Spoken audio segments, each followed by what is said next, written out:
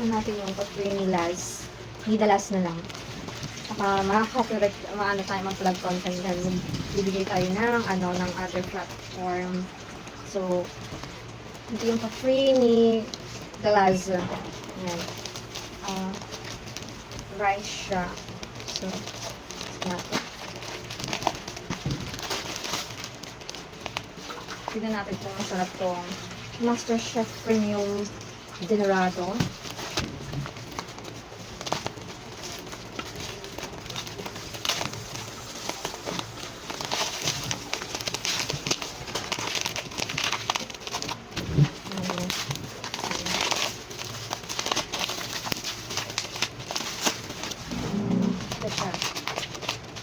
Pag binili mo to, 80 pesos per kilo.